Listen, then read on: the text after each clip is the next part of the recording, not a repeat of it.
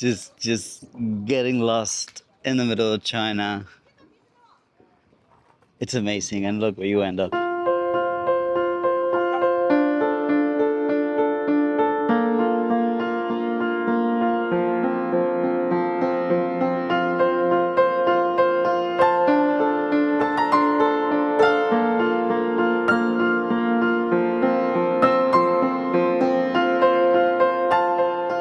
Good morning, everyone, from Macheng in, let me guess, this is Hubei. Hubei. Today we're going to go to a place that is described by some as the Saint Michel, the Mont Saint Michel in France, but here in China. It's an impressive place. I've never seen this before. When I saw the pictures, I was like, I gotta go. It's something unreal.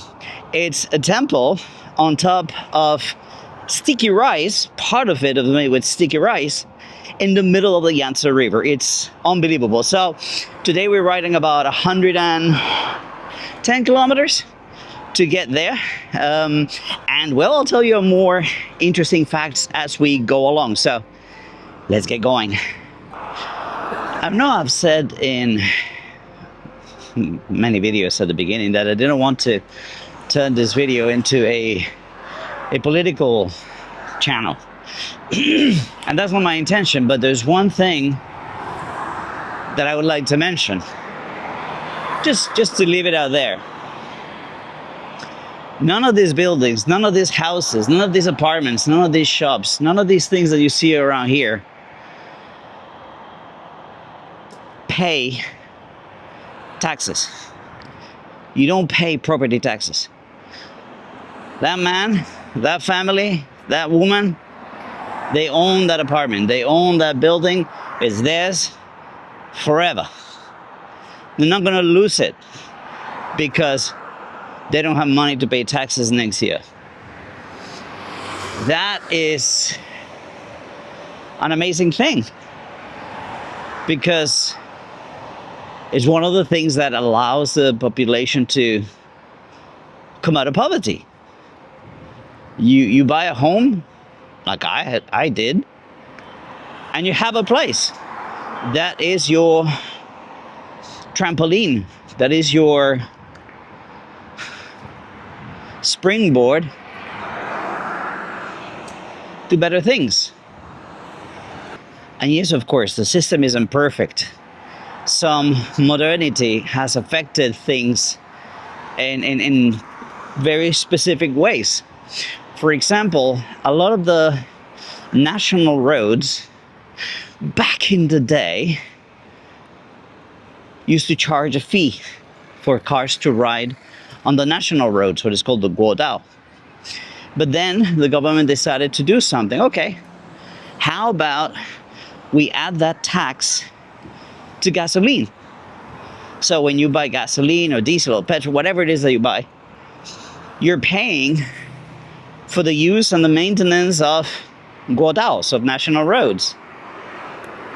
That has been a system in place for decades.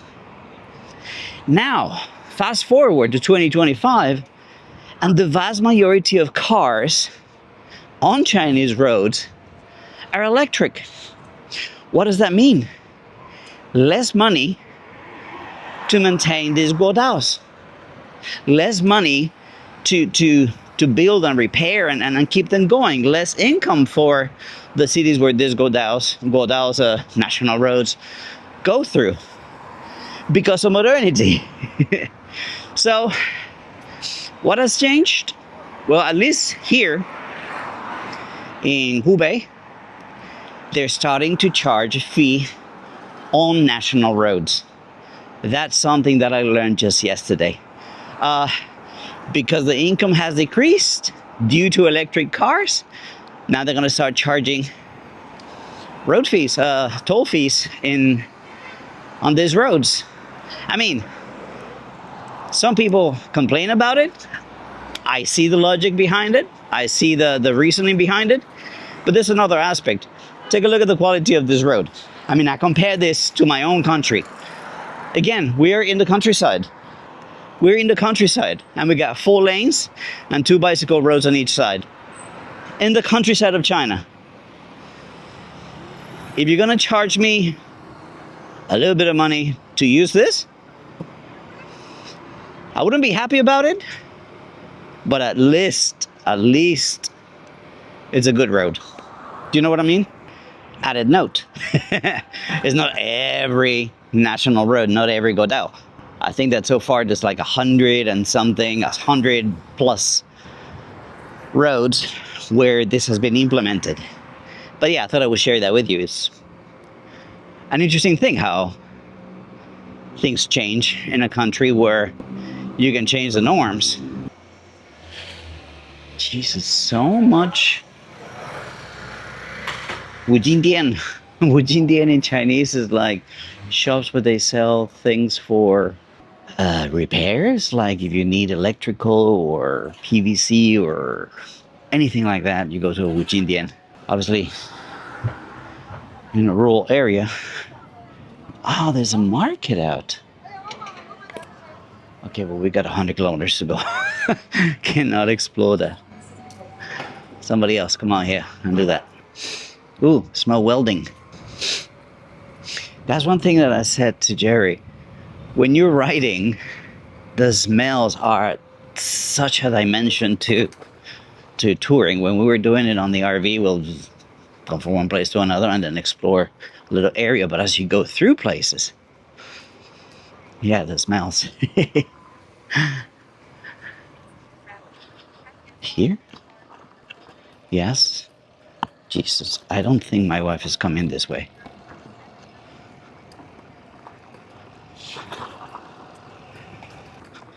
I must have missed something.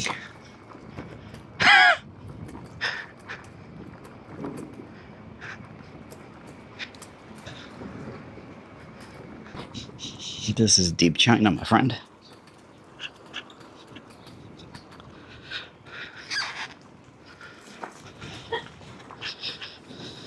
Yeah, I lost the plot. Okay, this is taking me somewhere. Oh, beautiful sights for you guys.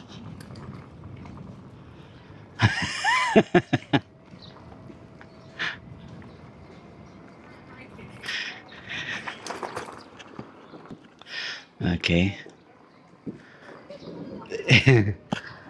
just getting lost in the middle of China. It's amazing, and look where you end up.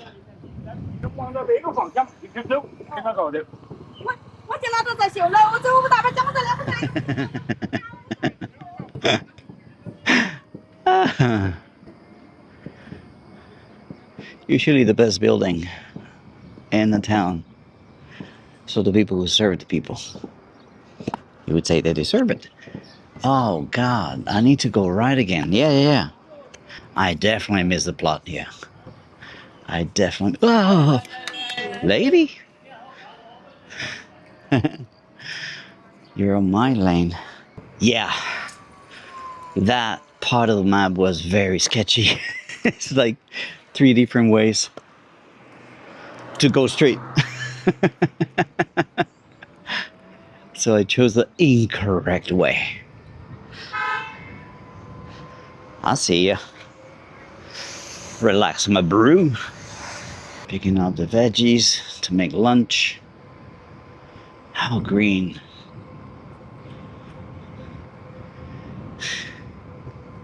Again, without wanting to get political, yeah? A lot of people talk about, the collapse of China. I don't think these people in the countryside of China who make the vast majority of people are also worried about the collapse of China. You got a roof over your head, and you got food in your garden. They don't really care too much about money itself, because sustenance is there. They got what they need. Look. And whatever surplus they get, they go out and sell it, and With that cash, they buy the things that they don't produce, they don't grow. If they don't have chickens, then they go and buy chickens. They don't have pigs, they go and buy pork. They don't care about the price of gold. You know what I mean? That's what people in the big cities, in my opinion. Look at these places.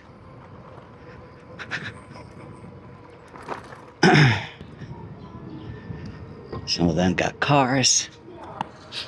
Okay. No idea what I'm doing here.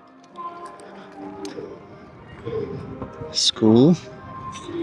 This right here is a school on that side. Yeah, I can see shit.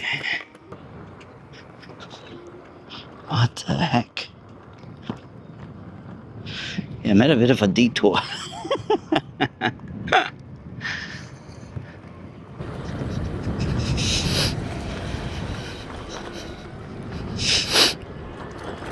Some government officials doing some kind of inspection. That's their job. The power of the sun here in China is revered. Wherever you go, people are drawing things in the sun. They know things that I don't know. I find it interesting that I've been trying. Okay, let's go. We've been trying to get my in-laws to get a clothes dryer, you know, because sometimes it's very humid, you know. In winter it takes forever for things to dry, for clothes to dry, and when we come to visit, then with 4 people, soon to be more. And so I've been trying to say that, but they insist, like, no, we prefer the power of the sun. This is one thing that I find interesting. All these houses in the countryside, they're like, I don't know, 20 meters from the road, because many of them have trucks, long trucks, or they sell things, right? And then the trucks come to load whatever they sell. That's my guess. Grandpa just came out of the hospital. Again, the power of the sun. Leave it to the sun. You go, sir.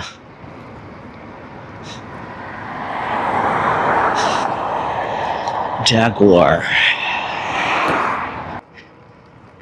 All right, here's a few things that are interesting to know about the Guanyin Temple in Ezhou.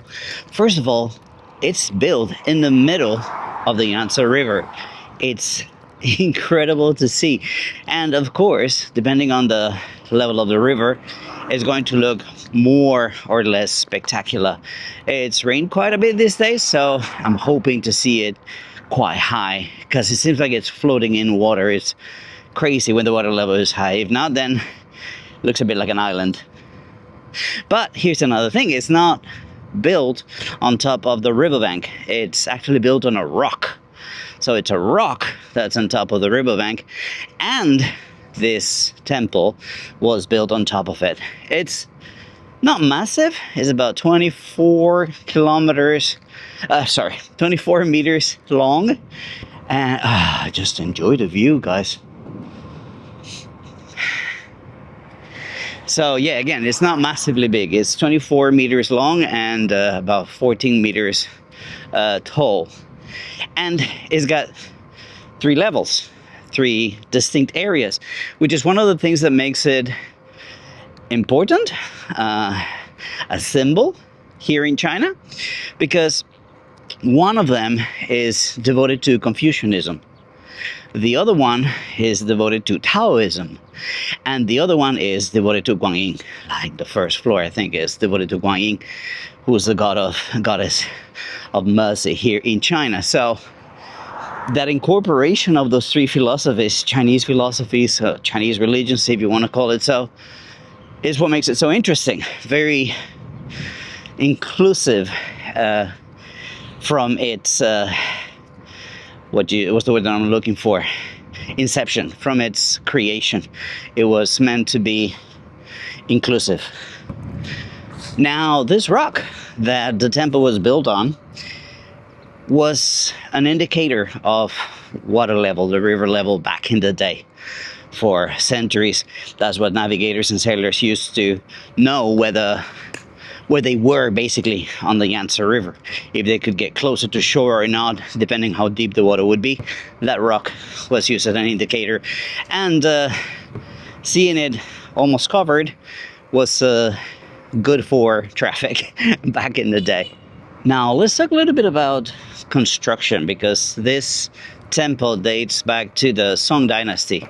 So that makes it about 700 years ago. Construction started, and construction of the temple uses some very interesting techniques and materials. As I said at the offset of this video, they used they call it a magical hydraulic engineering, because they put rocks in a certain way that they are flexible but strong. So the rocks, with the pressure of the water, will actually get stronger. It's incredible to see. Sometimes the river just comes down raging, and yep, it stood there for hundreds of years in the middle of the river. It's unbelievable. And that's the other part that's interesting. They've used sticky rice as mortar, as the thing that keeps some of these rocks together, and bricks and whatnot. And that's something that I've never heard of. Sticky rice as a form of cement. That's crazy for me. Now, obviously, with the changes on the Yangtze River, particularly the building of the three gorges upstream, means that the rock has changed a lot. It used to look more like an island back in the day, but after building the three gorges, the rock is less exposed, so it adds to this magical view that I hope we get to see. But yeah, before the three gorges, it looked just like a rock. Now, another interesting thing about history, it is said that this temple withstood an attack from Japanese back in World War II. Not sure exactly what it was, probably a rocket or something, but the fact that the temple is still there and that this attack apparently did happen has added to that allure of the protection that the temple gives to the people of Ezhou and the people of China. So it's one of the things that is said, and the legend just lives on. I think I should check my map 1 second.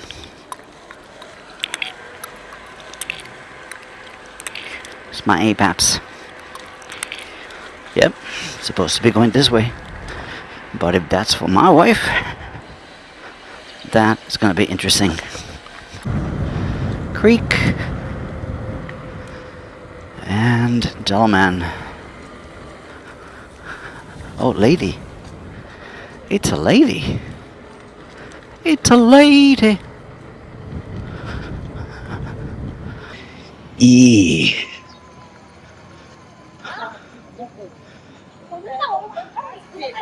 Something bad happened here.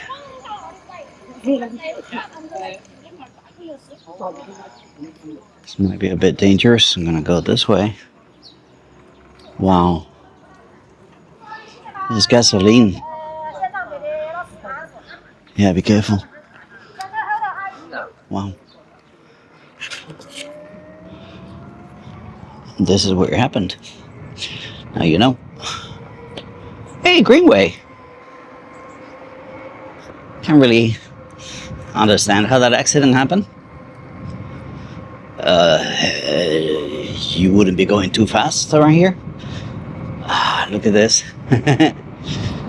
Tree-lined roads in the middle of crops. What's he gonna do?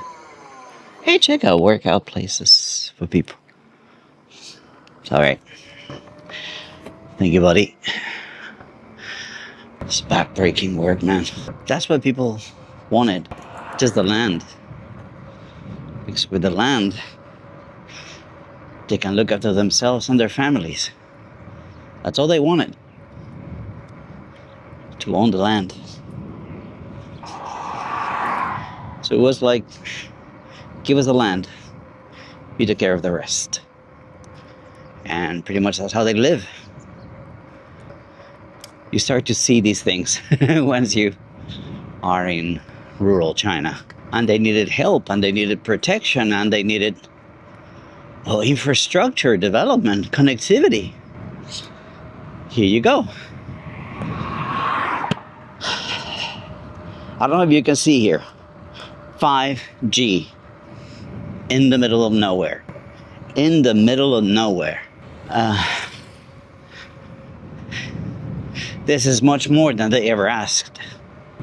Housing with power, water, solar, big houses for that matter. I don't know, when you're out here, you see it. You see it. And it hits you in the face. It's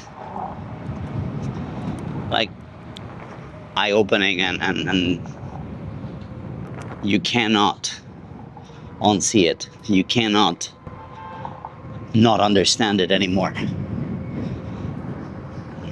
That's what it is all about. Nice place.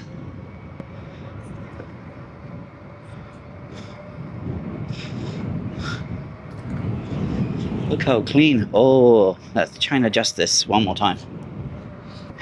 Well, that's pretty. Guanyin, if I'm not mistaken. The goddess of mercy.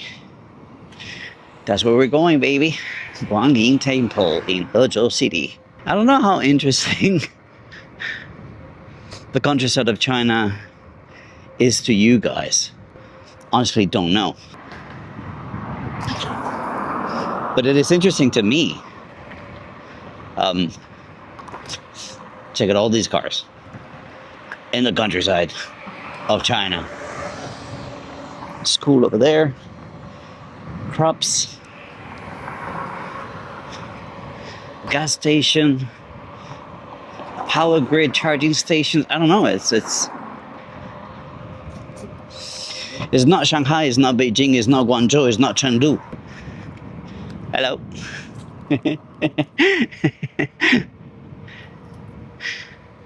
That's what I'm here to see. 5G. And that is why. In the middle of nowhere, we got better signal than in most of Colombia.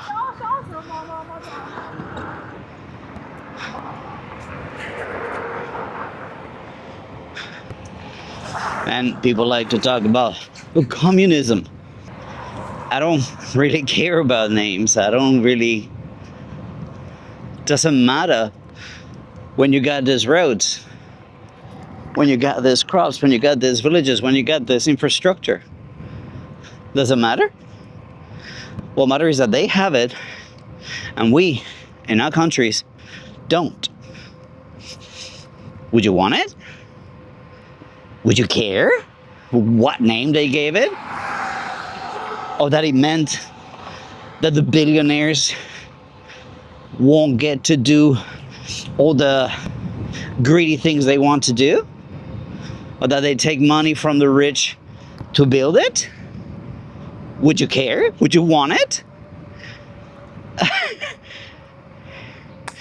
And far from perfect, far from finished. Far from finished. But it's a huge leap forward. It's a huge change from the last 40 years, 50 years, 60 years. And how did they do it? To quote a good friend, Mario Cavallo, without starting wars. Okay, let's not get political, but I just want you to see and start thinking about all these people selling you communist fear. Look at these homes. Guys, look at these homes. What is this? What is this? Somebody hit it big and made a small condominium for his family or what? Wow. That's nice. Are there disgruntled Chinese people? I suppose. Do I have reason to be upset about the government? In a way, they ended my business with a double reduction. So, never really understood that. Because it was not what I was doing. I was not part of the cancer that the industry was. But it is what it is. And now we're here.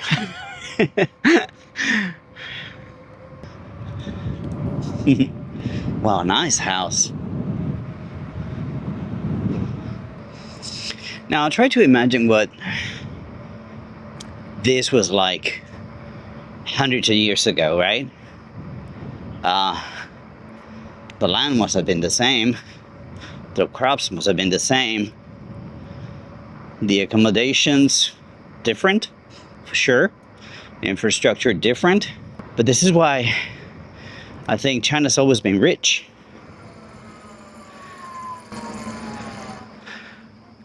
Hello, brother. Ni hao. How you doing?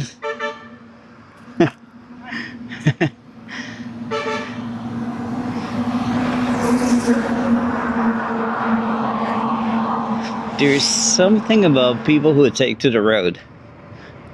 Be it an RV, be it a bike, be it a motorcycle, even a car. You're choosing a way of living. I don't know if that's his life. This is my life now. But that camaraderie that comes from seeing people on the road. When you're RVers, you see it. When you're bikers, you see it, feel it. And when you're bikepackers, of course you feel it too.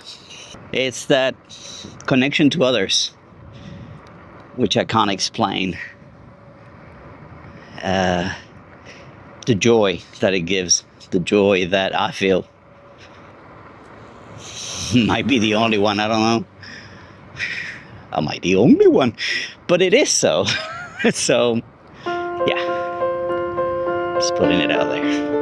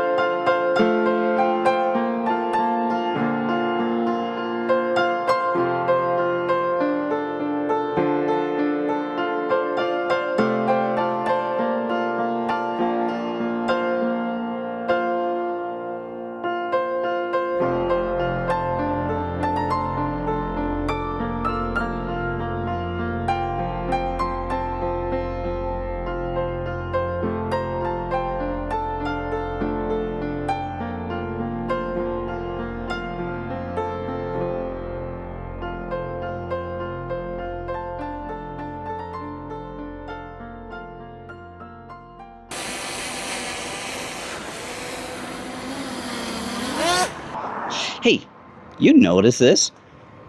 That's freaking granite. Their water gutter is granite. Is that a gutter? I don't know. The water drain is made of granite. That's a flex, man. So out here in the middle of nowhere in China, in Hubei, and have you noticed that the water drains in this small town are made of granite? Shiny, shiny granite. Must be hot if you go barefoot. Ooh, another temple. That's pretty. Let me raise this up a little bit more. And let's go. This guy's walking.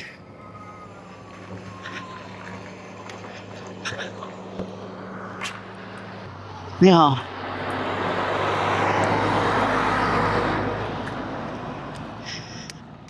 He doesn't seem too interested in making contact, so let it be. Oh. Woohoo! As we were saying, still work to do. Now, while I had to stop and had something to eat, I packed a sandwich. I recalibrated my map to see that I was going in the right direction and which way I was going to enter the city. And I looked at the map, and the map says Changjiang River, which is Long River. I'm like, hold on one second, I've been saying Yangtze River for the longest time, and every research and everybody who's made videos about this calls it Yangtze River. So I'm like, did I make a mistake? And it so happens to be that Changjiang, or Long River, is a very long river. It goes through many different provinces, and because of that, it had different names in different places. So the lower part of the Changjiang River used to be known as Yangtze River, and back in the day, hundreds of years ago, when there were missionaries here in China, there was an Italian missionary, something Ricci, who asked, hey, what's the name of this river? And the locals in this lower part said, oh, it's Yangtze River. So for the Western world, it is usually known as Yangtze River. For the Chinese, well, they will also understand when you say Yangtze River, but if it's something formal, if it's geography books or anything related to official information, is Changjiang or Long River. So there you go. That was a bit of a surprise when I looked at my map. I'm like, oh shit, have I done this video wrong? All right, 6 more kilometers to go. Now, earlier on this video, on this ride, I said that it rained quite a bit over the last few days, all over the upper parts of the Yangtze River, and I need to go straight. And I was hoping that the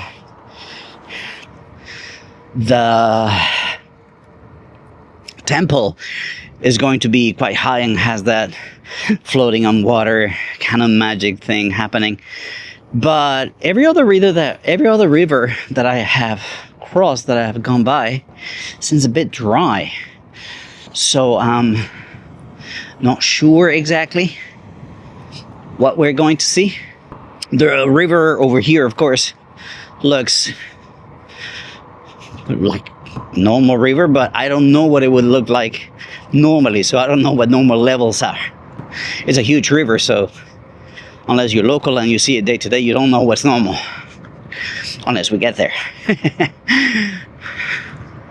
According to my map, there seems to be like a park around there, but then you got another bridge, and I don't know if you can cross it down there.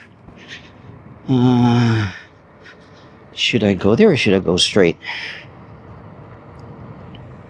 I'm sure there's a promenade or something close to the monument, close to the temple, sorry. So we're not gonna see this, eh? or maybe some other time.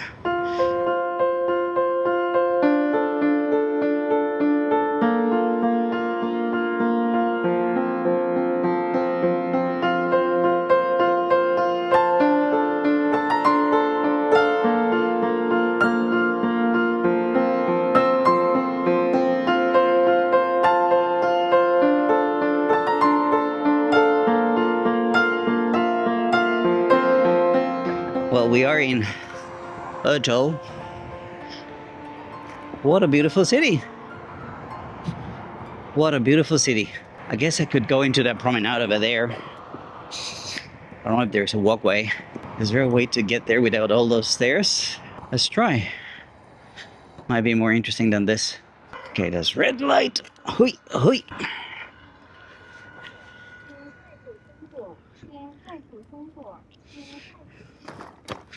Okay. Seems to be like this. Not very fun.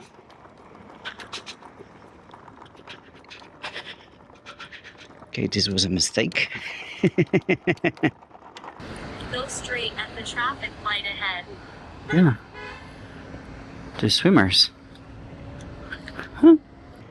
Okay, we are 1 kilometer from there. It seems like I can't ride down there. Okay, let's find another place. 你好，对不起，你知道哪边可以骑单车吗？在那边可以骑单车吗？旁边那个样子。我的意思说这里不太近，那边有没有一个你是要往这个方向是吗？对啊，我要去那个观音。你可以顺着这个骑没关系，因为这一段都会是这个样子的。啊，OK。然后下去之后，过马路才会有那种。里面有一个。也不建议你里面，因为观音阁那一块都差不多这种路。OK。你可以到前面，快到观音阁那边再下去。好 ，OK， 谢谢，麻烦你啊。嘿。Yeah, because it seems to be a path, but can't really tell. Yeah, no. These are private things. This looks so nice. But yeah, it's only for pedestrians, I guess.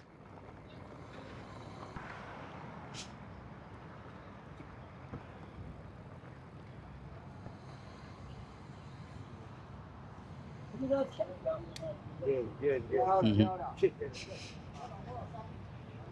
Oh, this is closed. Okay, but it says... Oh, still not there.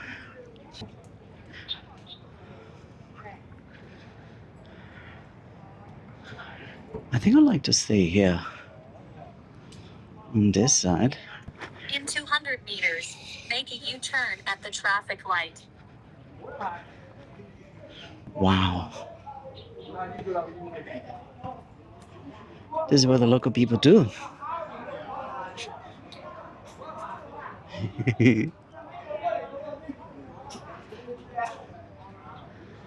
How interesting. Ow. Something beat me.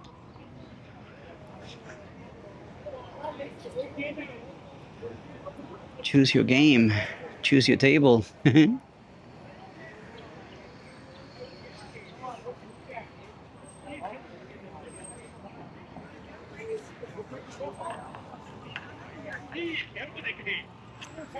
Hello. Have you arrived? Yes, I think I have. At the traffic light in Here is a bicycle not allowed to go in, so I need to hold your bicycle. You come in to shoot. I'm going to see if I see it from here. I'm next to a statue. Confucius, I think. I passed the statue. Okay, I'll be there in a second. You have deviated. I don't know. People may talk to you. Oh, I see it. I see it on my right. I see it on my right. I see it on my right. Okay.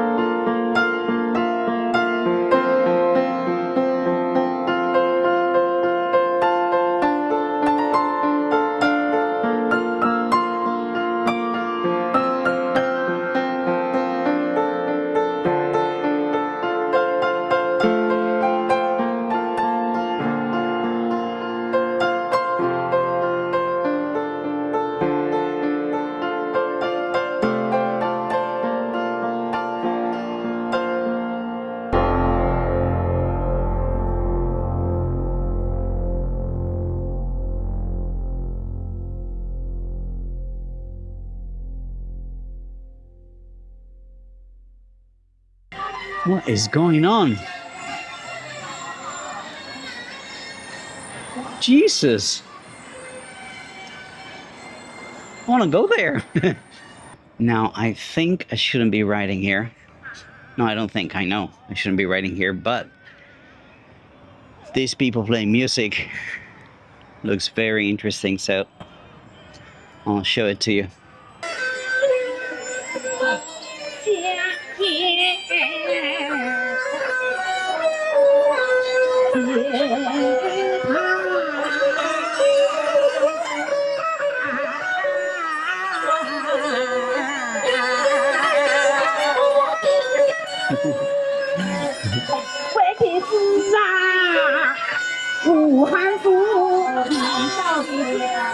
I heard Wuhan.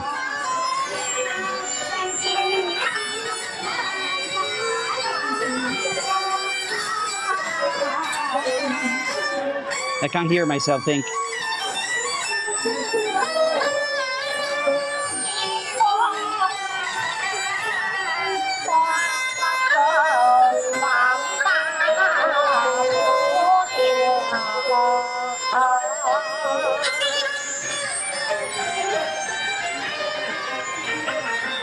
These guys have a tent.